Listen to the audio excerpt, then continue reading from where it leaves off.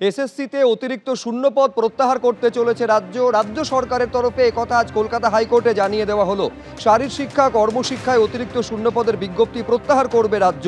2022-এর 19শে মে যে বিজ্ঞপ্তি সামনে এসেছিল তা প্রত্যাহার করে নেওয়া হবে।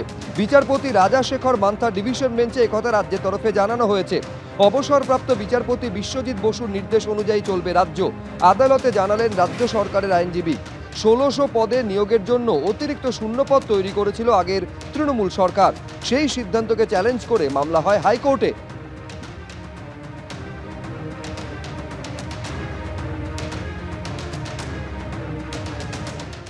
যে 9 জনের মর্মান্তিক মৃত্যু হয়েছে তাদের দেহ ময়না তদন্তের জন্য কলকাতা পুলিশ মর্গে নিয়ে আসা হয়েছে। আমি সরাসরি একবার সেখানে চলে যাব। জিলম করঞ্জাই আমাদের প্রতিনিধি রয়েছেন। জিলম,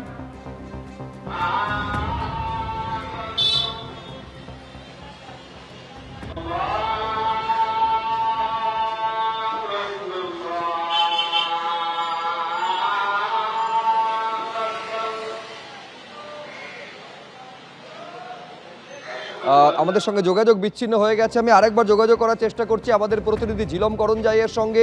কলকাতা পুলিশ মর্গের সামনে থেকে রয়েছেন আমাদের প্রতিনিধি। কিন্তু যে ঘটনা ঘটেছে নিঃসন্দেহে সেই ঘটনা একাধিক জায়গায় গাফিলতি এবং নজরদারির অভাবকে চোখে আঙুল দিয়ে দেখিয়ে দিচ্ছে। সব থেকে বড় প্রশ্ন, ঢিলছোড়া দূরত্বে একেবারে দমকলের হেডকোয়ার্টার থাকা সত্ত্বেও 1 কিলোমিটারের মধ্যে থানা থেকে শুরু করে কলকাতা পুরসভা থাকা সত্ত্বেও কারুর কোনো নজরে এলো না কেন? নাকি সবার সব কিছু জানা ছিল, আসলে সবাই চোখে ঠুলি পড়ে বসেছিলেন? উদাসীনতার বলি হলেন কি এই 9 জন? নিঃসন্দেহে বড় করে এই প্রশ্নকে সামনে এনে দাঁড় করাচ্ছে আজকের এই ঘটনা। আমি সরাসরি যোগাযোগ করতে পেরেছি আমাদের প্রতিনিধি জিলম করঞ্জাইয়ের সঙ্গে। জিলম, একদমই এই মুহূর্তে আমরা কলকাতা পুলিশ মর্গ মেডিকেল কলেজের সেখানে রয়েছি এবং যে 9 জনের দেহ উদ্ধার হয়েছিল মেডিকেল কলেজে নিয়ে যাওয়া হয়েছিল তাদের ময়নাতদন্তের প্রক্রিয়া শুরু হয়েছে। সন্দীপ পাসওয়ান তার পরিবারের সদস্যরা রয়েছেন, তার জেঠু রয়েছে এখানে, আমি তার সঙ্গে কথা বলবো। श्रीराम पासवान जी, ये खबर आपको कब मिला? 3 बजे भोर में। आप लोग रहते कहाँ हैं? हम नगर में रहते हैं। अच्छा, 3 बजे भोर में मिला। कौन फोन किया, क्या बताया? वो हमारे बगल में होटल का बगल में रहता है लड़का गांव का, तो वही फोन किया ऐसे आकंड हो गया है संदीप का, आप लोग जल्दी चले आइए। हम लोग कहाँ है देखा है आप, बोले पुलिस जाने नहीं दे रहा है हम लोग का।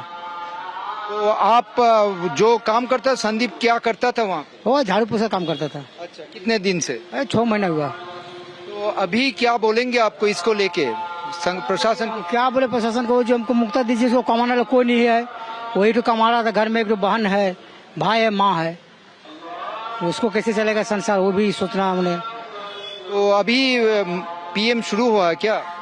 नहीं, शुरू नहीं हुआ अभी, कहाँ शुरू हुआ अभी। অর্থাৎ ময়নাতদন্তের যে প্রক্রিয়া সেটা চলছে এখনো। আদৌ ময়নাতদন্ত শুরু হয়েছে কিনা তারা জানে না। তার আরেকজন আত্মীয় রয়েছেন। क्या बोलेंगे ये घटना को लेके? आपका जो भतीजा का ऐसे हुआ है, भाई का क्या हुआ है, क्या मिला है आपको खबर? हमको खबर 4 बजे सुबह को मिला है, मॉर्निंग टाइम में। वो मैं गांव के बगल में रहते, बताया कि ऐसे बात हो गया है संदीप का। बोल कैसे हुआ? बोल फ्रिज जो फट गया था, ब्लास्ट कर गया है, उसके कारण से आग लग गया था और आग लगने के कारण शायद डेथ हो गया है। एबीपी आनंद एगिए थाके एगिए राखे।